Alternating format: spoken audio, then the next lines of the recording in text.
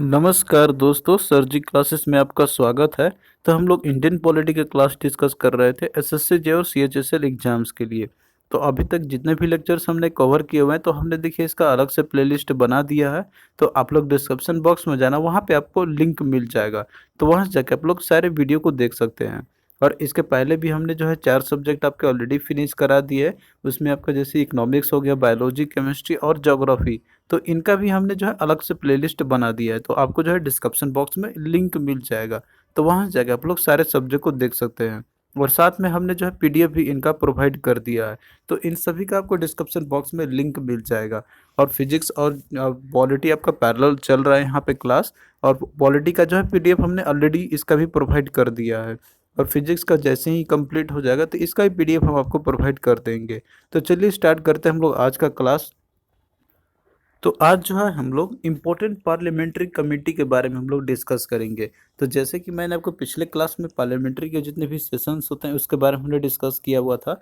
अब देखेंगे हम लोग कि जो पार्लियामेंट है तो उसके अंदर में जैसे बहुत सारे ऐसे ग्रुप्स होते हैं कि जिसमें कि बहुत सारे मेंबर जो रहते हैं तो वो उसमें हिस्सा रहेंगे उसके, जो कि किसी पर्टिकुलरली एक खास टास्क के लिए उनको बनाई जाती है, गठित की जाती है कमेटी का। या फिर कोई रहता है कि जो फिक्स टेन्योर रहती है इनकी।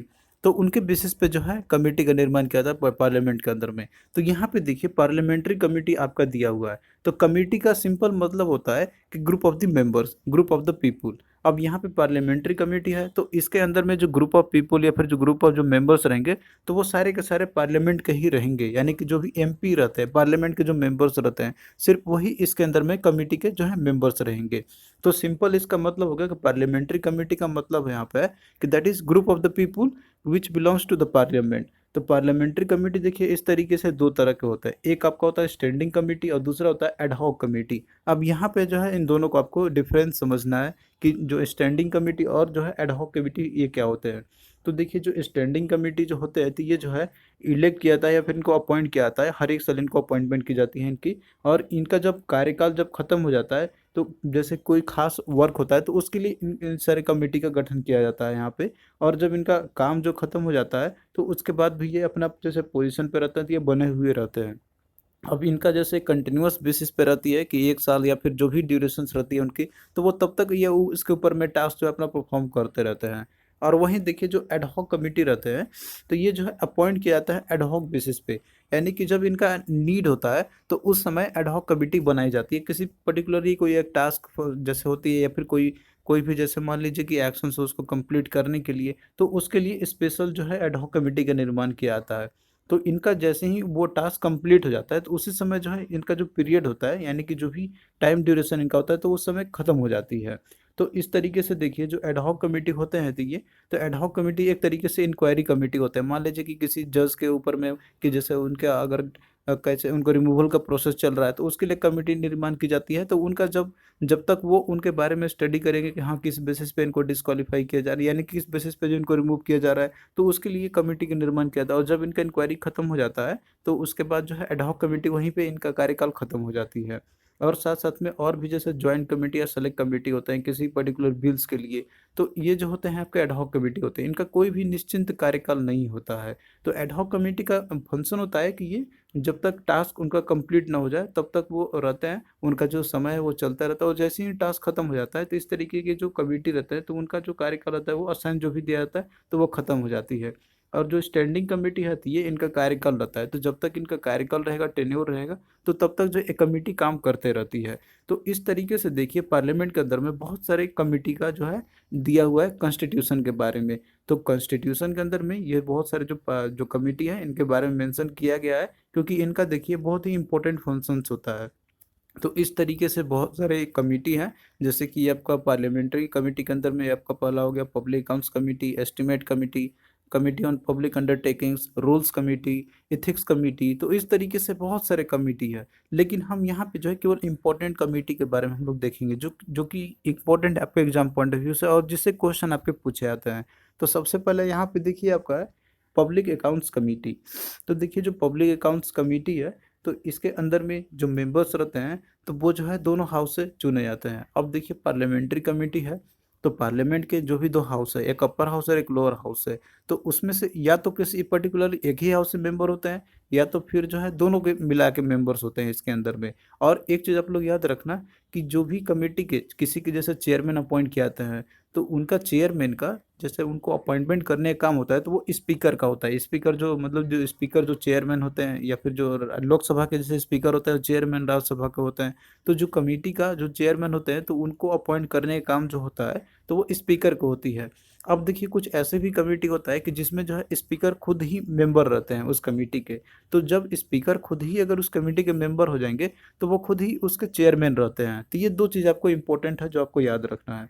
और जैसे कोई भी कमेटी आपका होता है, तो उसमें जो है मिनिस्टर, तो वो जो है मेंबर नहीं होते हैं इसके। तो मिनिस्टर जैसे आपका डिफेंस मिनिस्टर, या फिर जो है फाइनेंस मिनिस्टर हो गया, ये सारे जितने भी मिनिस्टर्स होते हैं, तो ये जो है इस कमेटी के या फिर कोई भी कमेटी है तो उसके मेंबर नहीं होते हैं। तो ये मेन पॉइंट आपके जो आपको दिमाग में रखना है। इसी के बेसिस पे क्वेश्चन भी आपसे पूछा जाता है। तो पहला देखिए, जैसे आपका पब्लिक अकाउंट्स कमेटी है, तो पब्लिक अकाउंट्स कमेटी है, तो इसके अंदर में जो कमेटी निर्माण किए जाते हैं, तो ये इसलिए की जाती है ताकि ये जो है एग्जामिन कर सके पब्लिक अकाउंट्स का। पब्लिक अकाउंट्स कहने का मतलब है कि जो भी पैसे जो कलेक्ट किए रहते हैं गवर्नमेंट के द्वारा टैक्स के रूप में, या फिर और भी अदर सोर्सेस है, जो कि पब्लिक का ही वो अकाउंट रहता है, पब्लिक का ही वो मनी रहता है, तो इनको एग्जामिन करने काम के लिए देखने के लिए जो है पब्लिक अकाउंट्स कमेटी का निर्माण किया।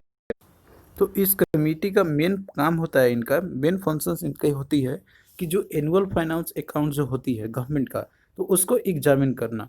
और साथ साथ में जितने भी रेवेन्यू रिपोर्ट्स होते हैं सीएजी का, तो वो जो रिपोर्ट जो पार्लियामेंट जो प्रेसिडेंट को सौंपते हैं, प्रेसिडेंट वो जब पार्लियामेंट के अंदर में लाते हैं, प्रस्तुत करते हैं, तो उनको एग्जामिन करना। तो ये मेन काम होता है पब्लिक अकाउंट्स कमेटी का। अब यहाँ पे देखिए जो सीएजी है, तो इसमें बहुत ज़्यादा जो है इंपॉर्टेंट रोल प्ले करता है पब्लिक अकाउंट्स कमेटी के लिए। क्योंकि देखिए जितने भी ऑडिट अकाउंट्स होते हैं, ऑडिट करने होते हैं, रिपोर्ट तैयार करनी होती है, चाहे कोई भी पैसा हो, गवर्नमेंट ने कहाँ पे कितना खर्च किया हुआ है, किस स्कीम में कितना मनी इन्वेस्ट किया हुआ है, तो इन सारी चीज़ों का जो रिपोर्ट यानी कि रेवेन्यू रिपोर्ट जो तैयार करते हैं, तो वो सीएजी हैं। तो सीएजी यहाँ पे अपना जब रिपोर्ट तैयार कर लेते हैं, तो ये प्रेसिडेंट को सौंप देते हैं अपना सारा का रिपोर्ट। और फिर प्रेसिडेंट जो है पार्लियामेंट के अंदर में ये प्रस्तुत कर देते हैं, और फिर उसके बाद उसको एग्जामिन करती है पब्लिक अकाउंट्स कमेटी। तो इस तरीके से जो सीएजी है, तो ये बहुत ही एक इम्पोर्टेंट रोल प्ले करते हैं। तो इसीलिए इनको बुलाता है friend, philosopher and guide to the public accounts committee. तो क्योंकि सीएजी यहाँ पे बहुत ही इंपॉर्टेंट रोल प्ले करते हैं इस कमेटी के लिए, तो सीएजी का भी यहाँ पे जो है बहुत ही इंपॉर्टेंट रोल होती है। तो ये भी आपसे क्वेश्चन में पूछा जाता है आपका। और देखिए जो टीन्योर रहता है पब्लिक अकाउंट्स कमेटी का, तो इनका जो रहता है 1 ईयर का रहता है। यानी कि जिस दिन पब्लिक अकाउंट्स कमेटी के अंदर भी जितने मेंबर्स हुए और इस कमेटी का गठन किया गया हुआ है, तो उसके बाद से जो है 1 साल तक कार्यकाल इनका रहता है। और इसकी जो टोटल स्ट्रेंथ होती है, तो वो जो है इसके में टोटल 22 मेंबर होते हैं। और जिसमें कि राज्यसभा और लोकसभा दोनों से मेंबर चुने जाते हैं इसके अंदर में। तो लोकसभा से 15 मेंबर होते हैं, और राज्यसभा से टोटल 7 होते हैं। तो कुल मिला के आपका टोटल 22 इसका हो गया। अब देखिए इसके अंदर में कोई भी मिनिस्टर जो है, तो ये इलेक्ट नहीं हो सकते इस मेंबर के कमेटी का इस मेंबर इस कमेटी के अंदर में कोई भी जो है मिनिस्टर मेंबर नहीं हो सकते हैं। मिनिस्टर आपको मैंने बताया जैसे डिफेंस मिनिस्टर, फाइनेंस मिनिस्टर, या फिर और भी कोई भी जो है कैबिनेट रैंक होते हैं, तो वो जो है इसके अंदर में नहीं रहते हैं। और देखिए इसके एक चेयरमैन भी होते हैं, जैसे पब्लिक अकाउंट्स कमेटी आपका है, तो इसमें एक चेयरमैन भी होते हैं जो अपॉइंट किए जाते हैं स्पीकर के द्वारा। तो जो स्पीकर होते हैं, तो वो जो है अगर इस कमेटी के मेंबर अगर रहते हैं, मान लीजिए कि जैसे और कमेटी होते हैं, तो वो खुद ही उसके चेयरमैन हो जाते हैं। लेकिन जिसमें चेयरमैन मेंबर नहीं रहते हैं, तो उनको अपॉइंटमेंट करने का काम स्पीकर का ही होता है। तो इसमें देखिए 1967 से पहले जो चेयरमैन होते थे इस कमेटी का, तो वो जो है सेलेक्ट किए जाते थे वो अपने ही पार्टी से, यानी कि जो रूलिंग गवर्नमेंट है सिर्फ वही पार्टी से सेलेक्ट होते थे। लेकिन 1967 के बाद से ये प्रोविजंस को चेंज कर दिया गया। अब इसमें यह प्रोविजंस रखा गया कि जो अपोजिशन पार्टी है, जो रूलिंग पार्टी है, उसको छोड़ के बाकी जितने भी पार्टी होते हैं, तो वो अपोजिशन पार्टी के अंदर में आते हैं। तो कोई भी जिनका अगर स्ट्रेंथ ज़्यादा हो अपोजिशन पार्टी का, जो दर्जा प्राप्त किया हुआ हो, तो उन्हीं में से जो है कोई एक चेयरमैन अपॉइंट होगा, अपोजिशन पार्टी से ही चेयरमैन अपॉइंट होंगे। ये प्रोविजंस 1967 में चेंज कर दिया गया था। क्योंकि देखिए जो भी रेवेन्यू रिपोर्ट्स तैयार होते हैं, क्योंकि ये गवर्नमेंट का ही द्वारा जो पैसे खर्च किए हुए रहते हैं वो कहाँ उसने किया हुआ है, तो अगर चेयरमैन रूलिंग पार्टी का ही हो गया, तो वो जो है सही तरीके से एग्जामिन नहीं करेगा, वो पक्षपात भी कर सकता है। तो इसीलिए अपोजिशन पार्टी को ही इसमें दिया गया है कि वही इसके चेयरमैन होंगे। फिर अगला देखिए एस्टीमेट कमेटी है, यानी कि कमेटी ऑन एस्टीमेट्स। तो देखिए जो first committee on estimate committee इसका जो कंस्टिट्यूट किया गया था, तो ये इंडिपेंडेंस के बाद 1950 में सबसे पहली बार किया गया था, और इसके लिए रिकमेंडेशन दिया था इस कमेटी को फॉर्मेशन करने के लिए उस समय के जो फाइनेंस मिनिस्टर थे जॉन मथाई, इन्होंने इनके ही रिकमेंडेशन से जो है इस कमेटी का जो है गठन किया गया था। तो इस कमेटी का मेन फंक्शंस होता है कि जितने भी मनी होते हैं जो गवर्नमेंट के द्वारा, वो जितना मनी उन्होंने लेड आउट किया हुआ है, तो वो जो है कोई भी पॉलिसी से रिलेटेड अगर होगा, तो वो पॉलिसी जो भी इम्प्लाइड किया गया है, तो उसके जो है मतलब कि उसी तरीके से किए गए हैं कि नहीं, उसी के लिमिट के अंदर में किए गए हैं कि नहीं किए गए हैं, तो इसको एग्जामिन करने का काम होता है एस्टीमेट कमेटी का। और साथ साथ में अगर कोई चेंजेस अगर लाना होगा, अगर वो सोचते हो कि इसमें और चेंजेस लाना होगा कि आप और मनी ऐड करना चाहिए या फिर ये ज़्यादा हो रहा है, तो उसमें भी ये सजेस्ट कर सकते हैं। तो एस्टीमेट कमेटी के अंदर में देखिए टोटल इसमें टोटल 30 मेंबर्स होते हैं, और सारे के सारे जो मेंबर्स होते हैं तो वो केवल और केवल लोकसभा से ही होते हैं, इसमें राज्यसभा के कोई भी मेंबर नहीं होते हैं। तो ये चीज़ आप लोग याद रखना। एस्टीमेट कमेटी जो है आपका, इसमें टोटल मेंबर कितने होते हैं 30, और सारे के सारे जो है लोकसभा से ही आते हैं। और इनका मेन काम जो होता है, यानी कि मेन जो फंक्शंस इनका क्या होता है कि जो मनी है वो जो है पूरे तरीके से लिमिट के अंदर में किए गए हैं कि नहीं किए गए हैं, लेड आउट किए गए कि नहीं, तो इनको एग्जामिन करना ही इनका मेन काम होता है। तो बस यही सारे इंपॉर्टेंट पॉइंट जो है आपको याद रखना है।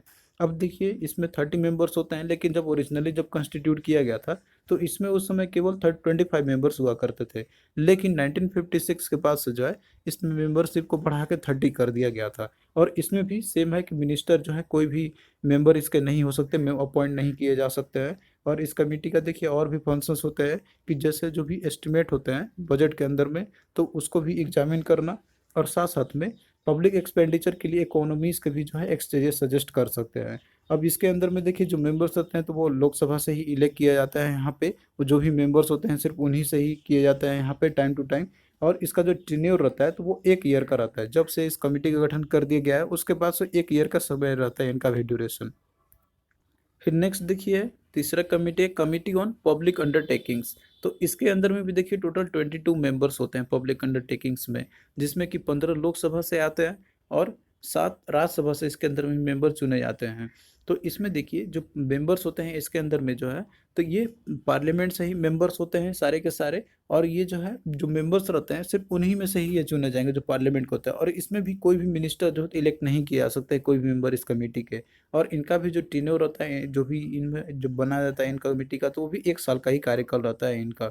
इनका देखिए जो मेन फंक्शंस रहता है पब्लिक अंडरटेकिंग्स का, कि जितने भी पब्लिक अंडरटेकिंग्स है, यानी कि जितने पीएसयू जैसे बेल हो गया या फिर और भी जितने भी इम्पोर्टेंट जितने भी पीएसयूज है, तो उनके जो भी अकाउंट्स और रिपोर्ट्स होते हैं तो उनको एग्जामिन करना। और साथ साथ में जो भी पब्लिक अंडरटेकिंग्स है, तो वो जो है बिजनेस जो भी प्रिंसिपल्स है जो मतलब कि चलना चाहिए किस तरीके से होना चाहिए, तो वो अच्छी तरीके से चल रहे हैं कि नहीं, या फिर और भी जो अफेयर्स होते हैं पब्लिक अंडरटेकिंग्स के, तो वो सही तरीके से मैनेज किए जा रहे हैं कि नहीं, तो इन सभी चीज़ों को जो है एग्जामिन करना इनका काम होता है पब्लिक अंडरटेकिंग्स का। तो ये सारे देखिए बस आपको इम्पोर्टेंट पॉइंट आपको याद रखना है, कितने मेंबर्स होते हैं और कितना जो टेन्योर रहता है इनका, और साथ में इनका फंक्शंस क्या होता है। तो यही सारी चीज़ आपसे एग्जाम में पूछे जाते हैं। फिर अगला देखिए कमेटी आपका है committee on welfare of the schedule caste and schedule tribe. तो इस कमेटी के अंदर में जो है 20 मेंबर्स होते हैं लोकसभा से और 10 मेंबर होते हैं राज्यसभा से, तो टोटल इसमें भी 30 मेंबर्स होते हैं। अब इसमें देखिए जो चेयरमैन होते हैं तो वो स्पीकर के द्वारा अपॉइंट होते हैं, और इसमें भी जो है मिनिस्टर जो है मेंबर नहीं हो सकते हैं इस कमेटी के। और इनका जो मेन एक फंक्शंस होता है कि जितने भी शेड्यूल कास्ट और शेड्यूल ट्राइब्स है जैसे वेरियस सर्विसेज के अंदर में, तो उनका जैसे रिप्रेजेंटेशन कितना है बहुत सारे सर्विसेज में, गवर्नमेंट सर्विसेज के अंदर में, तो उनको एग्जामिन करना उनके फंक्शंस को। और साथ में जो भी वेलफेयर प्रोग्राम होते हैं इनके लिए एसटी एससी के लिए पर्टिकुलरली खासकर, तो उनका किस तरीके से इम्प्लीमेंटेशन किया जा रहा है, तो इन सारे चीज़ों को एग्जामिन करना इस कमेटी का मेन फंक्शंस होता है। फिर देखिए जो अगला कमेटी है तो है बिजनेस एडवाइजरी कमेटी। तो देखिए जो बिजनेस एडवाइजरी कमेटी है, तो ये दोनों हाउस में जो अपर हाउस है और लोअर हाउस है, तो दोनों में जो है एक कमेटी का निर्माण किया था इस तरीके से बिजनेस एडवाइजरी कमेटी का। तो देखिए जो लोकसभा के अंदर में जो बिजनेस एडवाइजरी कमेटी होती है, तो उसके अंदर में टोटल 15 मेंबर्स होते हैं, जिसमें कि स्पीकर और साथ में जो है जो एक एक्स ऑफिसर चेयरमैन होते हैं। तो ये जो है मतलब कि मेंबर्स को मिला के 15 टोटल स्ट्रेंथ होते हैं। और अगर राज्यसभा से जो है तो इसमें टोटल 11 मेंबर्स होते हैं, जिसमें कि डिप्यूटी चेयर इंक्लूड होते हैं। अब देखिए यहाँ पे स्पीकर इसके खुद मेंबर होते हैं, तो वही जो है खुद ही इसके चेयरमैन बन जाते हैं। तो जिस भी कमेटी का चेयरमैन मेंबर होते हैं, जो स्पीकर मेंबर होते हैं, तो वही खुद वो जो है चेयरमैन बन जाते हैं उसके। तो ये चीज़ आपको ऑलरेडी मैंने बताया हुआ है। तो बिजनेस एडवाइजरी कमेटी 15 होते हैं लोकसभा से और 11 मेंबर होते हैं राज्यसभा से। तो ये अलग अलग दोनों हाउस में रहती है बिजनेस एडवाइजरी कमेटी। और जो चेयरमैन होते हैं राज्यसभा के, तो वो भी जो है एक्स ऑफिसर चेयरमैन होते हैं इस कमेटी के। तो देखिए जो बिजनेस एडवाइजरी कमेटी है, तो इनका मेन काम होता है कि जैसे जो टाइम जो मतलब कि एलोकेट करना चाहिए डिस्कशंस के लिए, पर्टिकुलरली कि कोई भी जैसे मान लीजिए मैटर हो, गवर्नमेंट बिल से रिलेटेड हो या फिर और भी कोई बिजनेस हो, तो वो जो है किस समय और कब उनको किया जाए, कब एलोकेशन किया जाएगा, किस समय उनको दिया जाएगा। तो ये सारे बिजनेस एडवाइजरी कमेटी का ये मेन फंक्शंस होता है, ताकि वो रिकमेंडेशन कर सके टाइम का। तो फिर ये उसके बाद जो है आप लोगों को बस नाम से ही ये पता चल जाएगा कि इनका फंक्शंस क्या होगा। बिजनेस एडवाइजरी कमेटी है तो कोई भी जैसे बिजनेस है, तो वो कब होना चाहिए, किस समय पे होना चाहिए, तो उन सभी चीज़ों पे जो है ये अपना रिकमेंडेशन देंगे उसके लिए। फिर अगला देखिए, अगला कमेटी है तो वह रूल्स कमेटी है। तो देखिए ये भी जो है जितने भी हाउस होते हैं, मतलब दोनों जो हाउस होता है, दोनों सदन, अपर हाउस और लोअर हाउस, तो दोनों में एक एक कमेटी का निर्माण किया जाता है रूल्स कमेटी का। तो लोकसभा के अंदर में जो रूल्स कमेटी होती है, तो उसमें टोटल 15 मेंबर्स होते हैं, जिसमें कि स्पीकर जो है ये खुद मेंबर रहते हैं इसके, ये भी इंक्लूडेड रहते हैं, और वही जो है एक्स ऑफिसर चेयरमैन रहते हैं इस कमेटी का। और राज्यसभा के अंदर में इसमें टोटल 16 मेंबर्स होते हैं, जिसमें कि चेयरमैन और डिप्यूटी चेयरमैन भी इसमें इंक्लूड हुए रहते हैं। तो राज्यसभा से टोटल 16 मेंबर हो गए और लोकसभा से टोटल 15 मेंबर्स होते हैं। और इसके अंदर में जो स्पीकर होते हैं लोकसभा के, तो वही एक्स ऑफिसर चेयरमैन होते हैं। और राज्यसभा के अंदर में जो चेयरमैन होते हैं राज्यसभा के, तो वो एक्स ऑफिसर चेयरमैन रहते हैं इस कमेटी के ही। तो ये सारा जो है इंपॉर्टेंट पॉइंट आपको याद रखना है। अब देखिए जो रूल्स कमेटी है, तो इस कमेटी का कंस्टिट्यूट जो इसलिए किया जाता है ताकि जितने भी प्रोसीजर्स या फिर जो कंडक्ट किए जाते हैं बिजनेस, मतलब जो भी डेली चलती है, वहाँ पे प्रोसीडिंग्स चलती है लोकसभा या राज्यसभा के अंदर में, तो वो जो है सही तरीके से चल रहा है कि नहीं। और उसके जो भी प्रोसीजर्स होते हैं, तो उन सारे चीज़ों को वो रूल्स बनाते हैं कि किस तरीके से या बिहेवियर क्या होना चाहिए जितने भी मेंबर्स होते हैं पार्लियामेंट के अंदर में। और साथ साथ में ये रिकमेंडेशन भी दे सकते हैं कि इनमें क्या अमेंडमेंट किया जा सकता है, या फिर जो है और इसमें क्या ऐड किया जा सकता है रूल्स के अंदर में, जब भी ऐसा अगर ज़रूरत पड़ती होगी तो। क्योंकि आप देखते होंगे कि वहाँ पे जो है बहुत शोर शराबा होते रहता है, या फिर कभी लड़ते झगड़ते रहते हैं। तो इस तरीके से ये रहता है, रूल्स बनाया जाता है कि आपको जो इस तरीके से बिहेव करना चाहिए। तो इस कमेटी का मेन फंक्शन यही होता है, ताकि वो जो है उन सभी को रिकमेंडेशन कर सके, या फिर जो है और सारे चीज़ को कंसिडर कर सके कि क्या प्रोसीजर होना चाहिए और क्या कोई कंडक्ट किया जाए अगर कोई मान लीजिए अनरूली बिहेवियर कोई करता है तो ये तो थे आपके जो इम्पोर्टेंट जितने भी पार्लियामेंट्री कमेटी थे वो हमने देख लिया यहाँ पे। अब आइए हम लोग कुछ यहाँ पे इम्पोर्टेंट पार्लियामेंट्री टर्म्स के बारे में भी देख लेते हैं, जो कि आपके ये भी इम्पोर्टेंट है एग्जाम पॉइंट ऑफ व्यू से। यदि आपसे इनसे भी क्वेश्चन आएगा तो आप लोग इसको भी कर सकते हैं। तो ये सारा चीज़ जो है आप लोग सुनते होंगे, जैसे क्वेश्चन आवर का हो गया, जीरो आवर का हो गया। तो इसका देखिए कॉन्सेप्ट आपको सीखना जरूरी है। तो देखिए जब भी हाउस के अंदर, पार्लियामेंट के अंदर में, जब दोनों सदन जब आपस में जो लोग वहाँ पे मिलते हैं आके, तो पहला जो ड्यूरेशन होता है, पहला जो टाइम होता है उनका, तो उनको वहाँ पे टाइम स्टार्ट होती है 11 से लेके 12 बजे तक का। तो पहला जो ड्यूरेशन होता है फर्स्ट आवर दोनों हाउस के, तो उस समय को हम बोलते हैं हम लोग क्वेश्चन आवर बोलते हैं हम लोग। तो ये होता है first hour of every sitting, दोनों हाउस के, दोनों सदन का। तो इस समय देखिए यहाँ पे क्वेश्चन आवर के अंदर में होता है क्या है यहाँ पे, कि जो मेंबर्स होते हैं तो वो क्वेश्चन और आंसरिंग करते हैं, यानी कि क्वेश्चन पूछा था और आंसरिंग करता है जो भी क्वेश्चन पूछा था उनसे। तो इसका टाइमिंग जो स्टार्ट होता है आपका, तो 11 से लेकर 12 बजे तक दोपहर तक होती है ये। तो क्वेश्चन देखिए इसके अंदर में 3 टाइप से पूछा जाता है। एक होता है स्टेट क्वेश्चन, दूसरा होता है अनस्टेट क्वेश्चन, और तीसरा होता है शॉर्ट नोटिस क्वेश्चन। तो देखिए जो स्टेट क्वेश्चन जो रहता है, तो ये सारे जो क्वेश्चंस होते हैं स्टेट क्वेश्चन के अंदर में, तो ये सारे ओरली आंसर किए जाते हैं। कोई भी क्वेश्चन अगर पूछा जाता है तो वो जो है, जो सदन जो होती है, तो उसके फ्लोर में वो जो है वहाँ पे स्टैंड होकर वो देते हैं, आंसरिंग करते हैं। और इसके साथ में सप्लीमेंट्री क्वेश्चन को भी पूछा जा सकता है। फिर एक होता है आपका अनस्टेट क्वेश्चंस। तो अनस्टेट क्वेश्चंस को जो है, तो इन सारे क्वेश्चंस को आंसरिंग किया जाता है केवल राइटिंग फॉर्मेट में, इसमें ओरली नहीं दिया जाता है। और इसमें जो है कोई भी सप्लीमेंट्री क्वेश्चन नहीं पूछे जाते हैं। और एक होता है शॉर्ट नोटिस क्वेश्चन। तो ये देखिए इसमें बहुत सारे क्वेश्चंस रहते हैं जो कि पब्लिक इंपॉर्टेंस से रिलेटेड कुछ इशू रहते हैं। तो ये सारे क्वेश्चन इसके अंदर में पूछे जाते हैं। और इसके लिए देखिए 10 दिन का पहले एक शॉर्ट नोटिस का दिया जाता है, टाइम दिया जाता है कि वो जैसे पहले उनको ये नोटिस देना होता है। और या तो फिर जो है कोई भी ऑर्डिनरी क्वेश्चन रहता हो तो वो सारे चीज़ इसमें पूछे जाते हैं। फिर उसके बाद देखिए दूसरा कॉन्सेप्ट आपका है जीरो आवर का। तो देखिए जो जीरो आवर का जो कॉन्सेप्ट है, तो ये 1962 के बाद से ये कॉन्सेप्ट आया हुआ है अपना कॉन्स्टिट्यूशन के अंदर में। तो ये जीरो आवर का देखिए कॉन्सेप्ट ये स्टार्ट होता है आपका जो क्वेश्चन आवर होता है उसके बाद का। क्वेश्चन आवर का टाइम समय होता है इसमें 11 से लेकर 12 बजे तक का, लेकिन जो जीरो आवर आपका है तो जस्ट उसके बाद ये स्टार्ट होती है, यानी कि 12 बजे से लेकर जो नून होती है और वो दोपहर के 1 बजे तक चलती है। तो यहीं से जो है जितने भी प्रोसीडिंग्स होते हैं दोनों हाउस का, तो वो स्टार्ट होता है कुछ जीरो आवर के समय से। इसके पहले जो रहता है आपका क्वेश्चन आवर में सिर्फ इसमें क्वेश्चन और आंसर ही पूछे जाते हैं इसके अंदर में। अब जो भी प्रोसीडिंग्स होते हैं, मान लीजिए किसी को कुछ भी बोलना हो किसी चीज़ से रिलेटेड, तो वो जीरो आवर से ही स्टार्ट होता है। तो इसमें देखिए जो पीरियड आपका होता है यहाँ पे, कि ये आपका उस समय का हो गया कि ये क्वेश्चन आवर का जो एंडिंग समय आपका हो गया, और बिगिनिंग होता है उस दिन का जो प्रोसीडिंग्स होते हैं हाउस का, तो ये उस समय का ये ड्यूरेशन होती है। अब इसके अंदर में जो है मेंबर जो भी रहते हैं, तो पब्लिक इंपॉर्टेंस से रिलेटेड कोई भी मैटर को इसके में जो है इशू रिलेटेड रहेंगे पब्लिक इशू से, तो उसको उठा सकते हैं। और इसके लिए जो है कोई एक मतलब जैसे वेरी शॉर्ट नोटिस पहले देना होता है, या फिर कोई बिना नोटिस के भी इसमें कोई भी मैटर जो हो वो पूछ सकते हैं इसके अंदर में।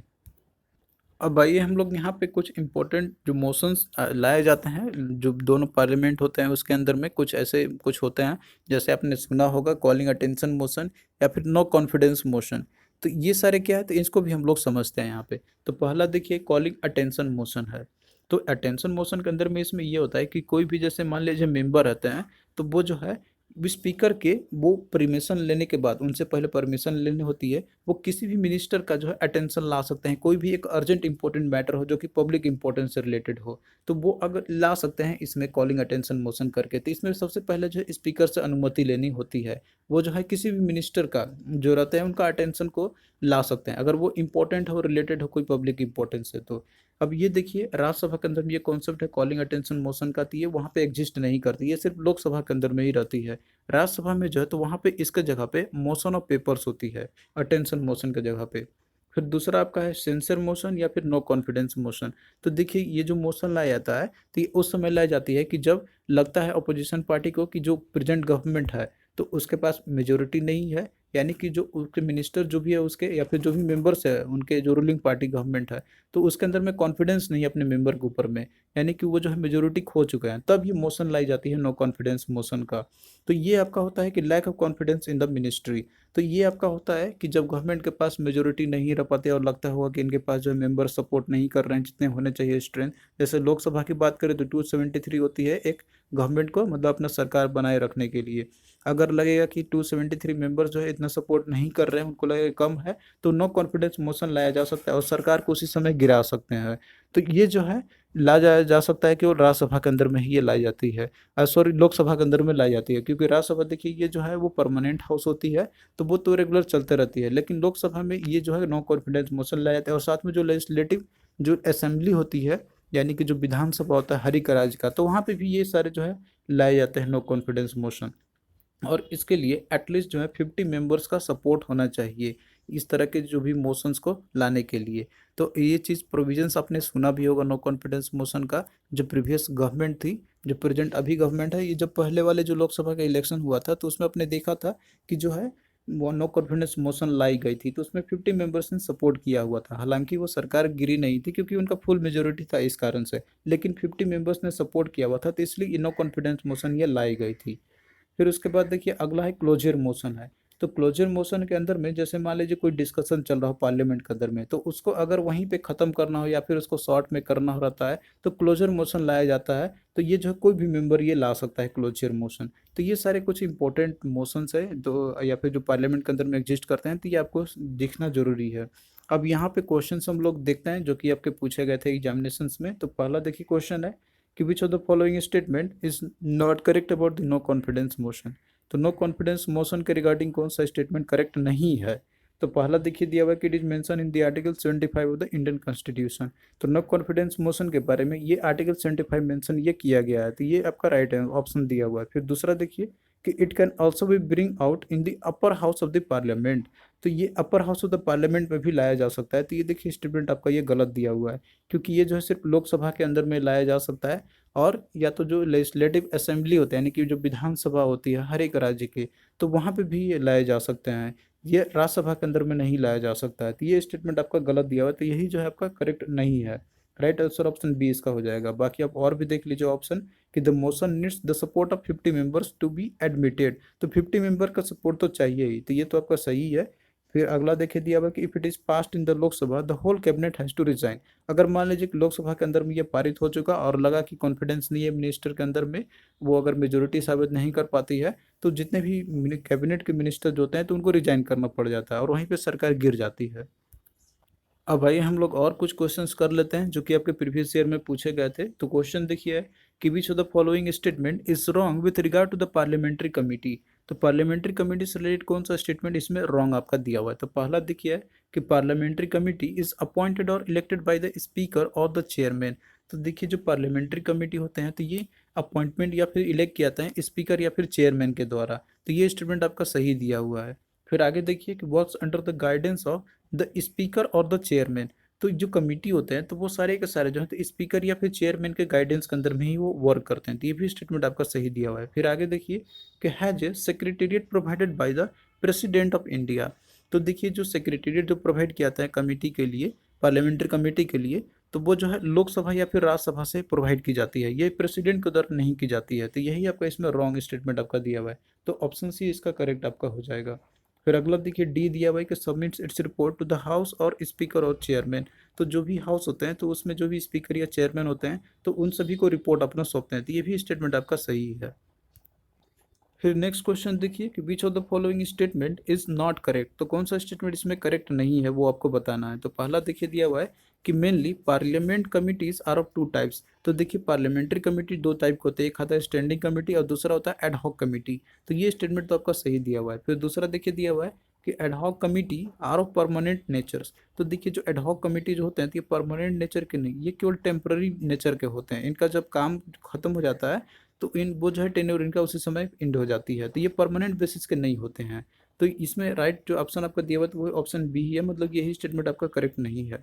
फिर आगे देख लीजिए ऑप्शन और भी दिया हुआ है इसमें कि parliamentary committee are mentioned in the Indian constitution. तो देखिए कॉन्स्टिट्यूशन के अंदर में मेंशन किया गया पार्लियामेंट्री कमेटी से रिलेटेड। अगला देखिए स्टेटमेंट दिया हुआ है इसमें कि Indian constitution does not mention any time period for the parliamentary committee. तो देखिए टाइम पीरियड के बारे में जो है मेंशन नहीं किया गया है। तो ये भी स्टेटमेंट आपका ये सही दिया हुआ है। फिर अगला क्वेश्चन देखिए कि how many members are in the public accounts committee. तो देखिए पब्लिक अकाउंट्स कमेटी के अंदर में टोटल कितने मेंबर्स है इसमें ये पूछा गया है। तो ये आप लोग ध्यान से देखना कि क्वेश्चन में क्या पूछा गया हुआ है। तो देखिए टोटल जो मेंबर्स होते हैं पब्लिक अकाउंट्स कमेटी के अंदर में तो वो टोटल 22 होते हैं। तो इसलिए राइट आंसर ऑप्शन बी ए आपका हो जाएगा इसका।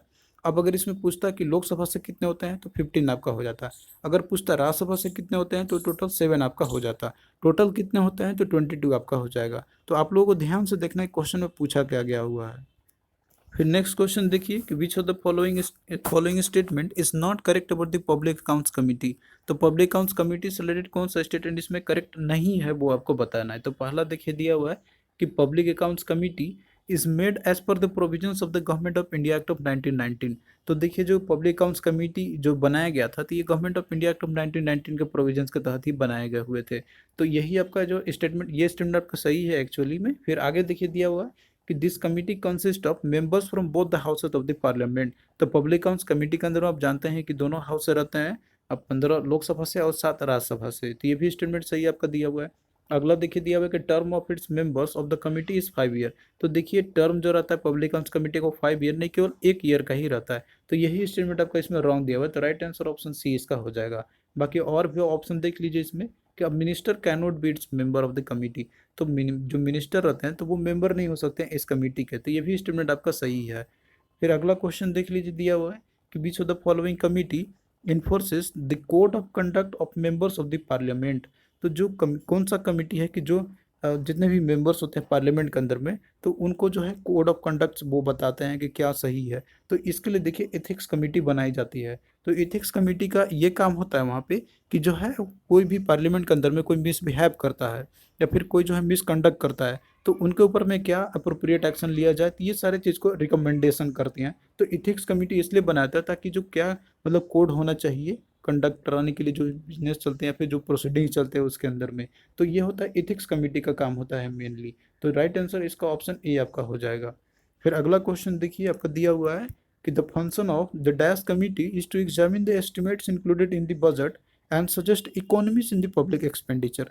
तो देखिए ये काम होता है एस्टिमेट कमेटी का, जैसा कि मैंने आपको बताया था कि जैसे बजट के अंदर में क्या इंक्लूड किए गए हैं तो उनको एस्टिमेट करना और साथ में पब्लिक एक्सपेंडिचर से रिलेटेड इकोनॉमीज को सजेस्ट करना। तो ये एस्टिमेट कमेटी का ये काम होता है। तो राइट आंसर ऑप्शन सी आपका हो जाएगा।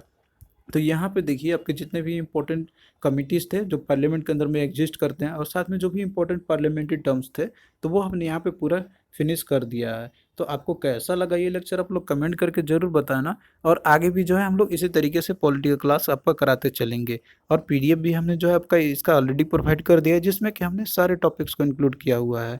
तो चलिए फिर मिलते हैं आपसे नेक्स्ट वीडियो में, तब तक के लिए बाय।